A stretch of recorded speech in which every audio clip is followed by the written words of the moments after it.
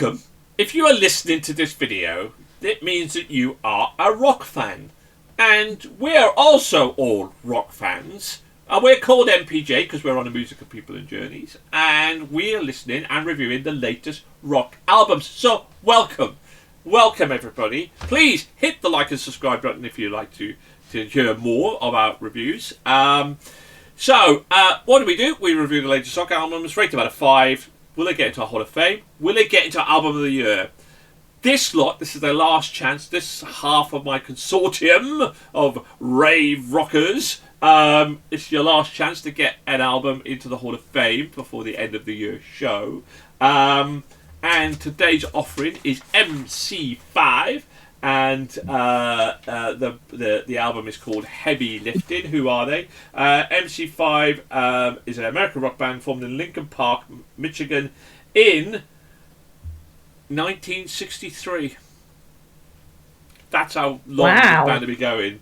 I normally kind of dip out of here as well, but on a little note, one of the founding members, Thompson, died at the age of 75. So Heavy Lifting, their final album, was released in October. So this is their final album. So R.I.P.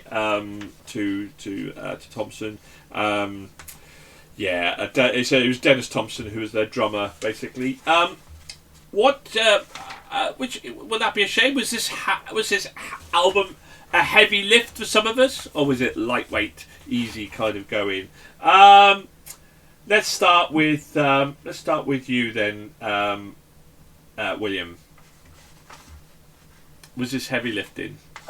What a mistake you've made. No, I haven't. I haven't made a mistake. I like to finish on positivity, William. Start on negativity. We'll end in positivity. I hated this. Dennis should be turning in his grave. Oh, there we go. I've rated it slightly higher than I wanted to because I was able to listen to the whole album. There's nothing I liked about it.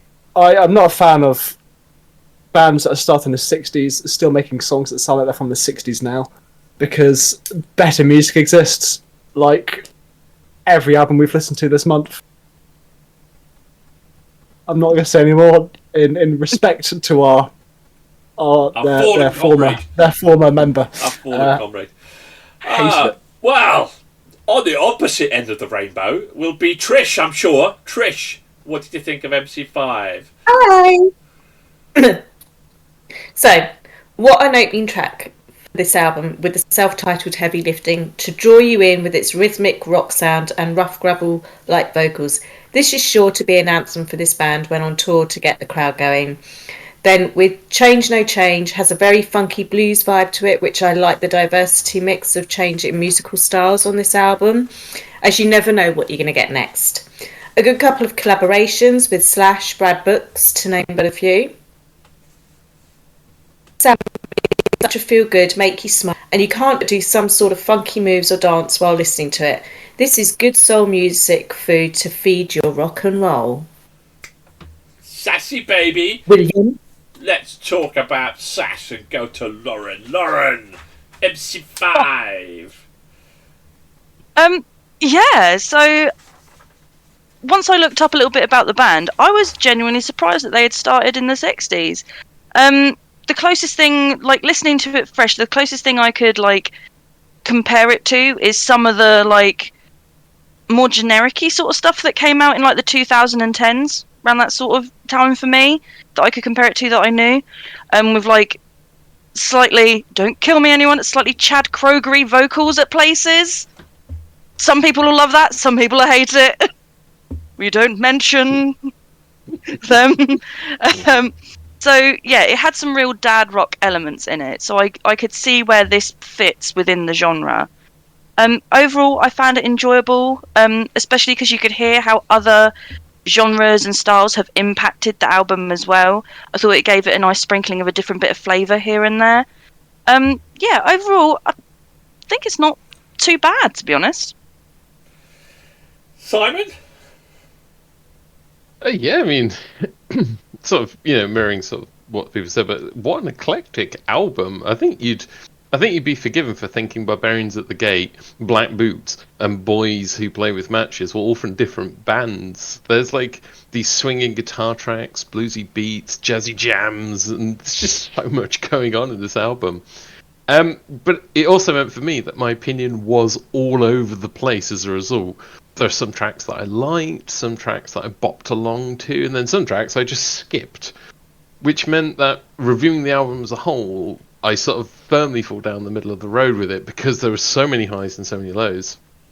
But I do really like having these sort of almost like wild card albums in our lineups because it's not traditional like heavy metal or power metal and stuff that we listen to. And I did enjoy having this sort of different variety on display here. It's not like I'm not likely to sort of re-listen to this album or anything, but I did enjoy going through it. So yeah. Yeah. I think they had that generic kind of vibe, but also with the mix of the different artists that they came in terms of working with or collaboration with people. I really enjoyed Heavy Lifting with Tom Morello, and but equally the one with William Duval and Slash, which was The Edge of a Switchblade. I didn't really particularly like that. But it was, I enjoyed the Brad Brooks, Black Boots with Brad Brooks, and then Dennis Thompson was on a few, God rest his soul, with Vernon Reid, and then they finished off with Hit It Hard with Joe Berry. I liked it. There were a few tracks in there that was a bit there, but overall, it's a shame that this is going to be their last album, really, unless they decide to come back without Dennis. But I understand why they wouldn't, but if it is, what a great album to finish on. What a brilliant album to finish on. If you want to hear more about them, then read the blurb below the video from that side of things as well. But I thought this was a cracking album, but there was just a few tracks that turned me off a little bit to make it my perfect album. But yeah, good. Very, very, very solid. Will they get into our Hall of Fame? Remember, 6 votes, so we lose the weakest vote of all, so he will be there. It's just I wonder who it will be. I wonder who it will be. Right, okay. William, well, let's start on the negativity. What did you give this album? My very generous 0.5. We haven't had a 0 for a very long time. Well, I was able to get to the end of the album, so that's why it wasn't a 0. Absolutely. No, sometimes with metalcore, I'll give it a half a mark or a mark if I can manage to listen to it all. Trish? I gave it a 4.5. You did. Lauren? I gave it a 4. Simon? Like I said, middle of the road, 2.5. Well, Dom gives us a 4.5. Wow. So if I give it also a 4.5, it gets into a Hall of Fame. If I give it a 4 or less, it doesn't. And I didn't. I give it a 4. I give it a 4. Damn it. What can I Thank say? God. What can I say? Like many albums this month, it got the 3.9. I just missed out on a Hall of Fame. This month on this side of it, 0936, 4 Years Strong, Cassandra Crossing, and MC Lifting all failed to get into our Hall of Fame by half a point. They all got 3.9, and obviously one because of an album cover. So there we go. Right, well, that, ladies and gentlemen, for Lauren in particular, for Dom, for Simon, and for William. This was your last album review before the Hollard Hall of Fame, or the album of the year comes into effect. I hope you've decided, and let me know about your wildcards. So Absolutely. Please, if you enjoyed the show, please hit the like and subscribe button. Please, go on. Why not?